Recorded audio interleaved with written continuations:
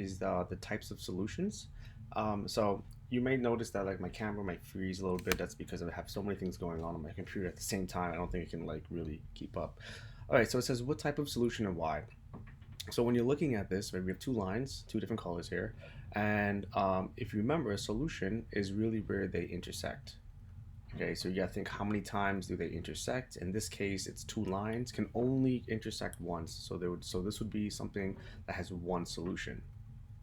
Okay, um, and the reason why I chose this was because I want to actually just review really quickly putting this into slope intercept form because it's going to be a little bit important as we move ahead.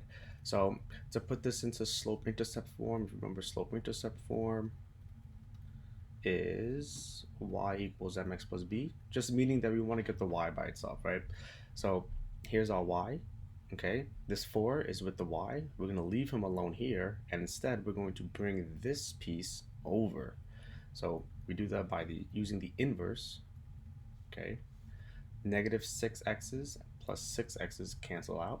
This 4y will then come straight down, okay, followed by the equal sign. And then what is 2 plus 6x? If we said 8x, well, it's not 8x because if this had an x, you would be correct. But since it doesn't, we cannot combine them. We're going to leave it as 2 plus 6x, right? And maybe some of you are like, whoa, whoa, whoa, whoa. What shouldn't we really be writing it the other way since it's 6x plus 2? It doesn't really matter, but you should because the slope intercept form is y equals mx plus b. So the x comes first. Then finally, divide both sides by 4. Bam, bam, bam. Okay, and we're left with 6 over 4x plus 2. And this is our slope intercept form.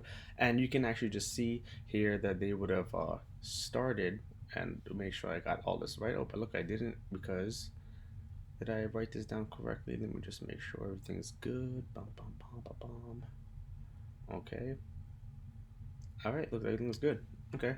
Um, and on this side, okay, same thing. We want to keep the y here, so we're going to subtract x on both sides. And we'd be left with y equals negative x. Okay, oh, you know what? I didn't make a mistake. Thank you. I know, I feel like someone like told me that virtually. Yes, this is 2 over 4, right? It's not just 2. And that makes sense because if we were to reduce this, okay, I know I'm totally like deviating right now. If we were to reduce this, divide the top by 2, so 6 divided by 2 is 3, 4 divided by 2 is 2. So I'm just reducing this.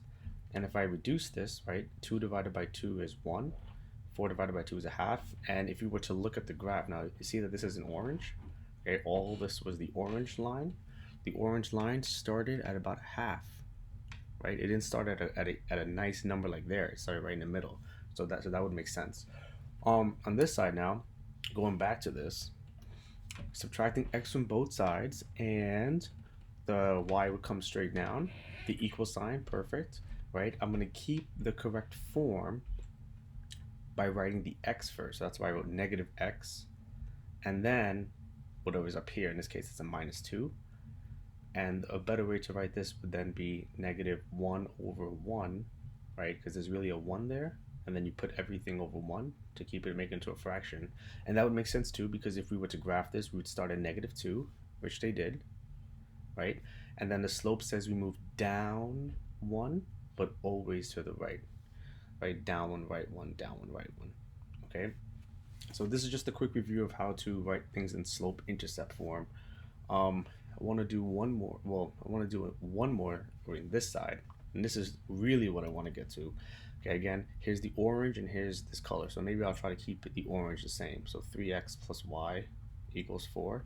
Now, before we even do this, just by looking, how many solutions would this have? Okay, now remember, a solution is just where they intersect. So since this is not intersecting, this would be no solutions. And if we were to put this in y equals mx plus b form, how would we do that? So I'm going to change the color here just to show, right? We would add, let's just use red, add 3x to both sides. Bam. all right, the y's would then come down, right? All this cancels out. The y comes straight down, and then this 3x plus 4 would be the equation of our slope intercept form, and that would kind of make sense if we were to put this over 1.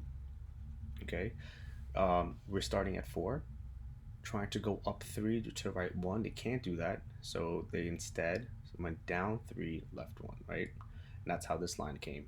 For this one, negative 6x plus 2y equals negative 4.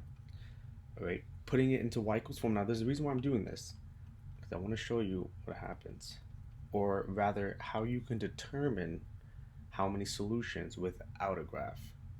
So you get 2y equals, we'll always write this first, 6x, then the minus 4, and finally, by dividing both sides by 2, we are left with y equals 6 divided by 2 is 3x minus 2. Okay, again, if we were to graph this, put this over 1, and they're starting at negative 2, going up 3, right 1, up 3, right 1, right? Now, what do you notice about this and this? Now, what I'm going to do is I'm actually going to rewrite this here. I'm going to rewrite this line. So we had the first line was 3x plus 4, right? Or 3 over 1. And then y equals 3 over 1x, or just 3x, minus 2. What's the same? Okay, they're both going to have y's. That was the whole point, to get them into y equals, right? The slopes and the y-intercepts. And what you should notice is, well, look at this. The slopes here are exactly the same. And that makes sense because a slope tells you how the line is changing, okay, with respect to the x and the y. Here, if we start at this point and I'm going up by 3 and I'm going right by 1, and then I start from, let's say, any point here, I'm going up by 3 and going to the right 1, the change is exactly the same. It's like moving, but they're never going to touch each other because they're both changing by the same amount. If, however, if I was to erase that, if they were, let's say that one of them was going up by like 1 and then over right 2, okay, 1 right 2, 1 right 2, or whatever it is, and this was then going up by, and this was going up by, like, I don't know, or maybe like down by 1 by 3, like the change is different. I know that's a really bad example. I'm probably gonna make another video on just on that, but just note that with the slopes are the same, so same slope, okay, they will never intersect. That's going to be important. All right, so I'm going to pause this video before my screen decides to freeze, and I'll continue with the next one.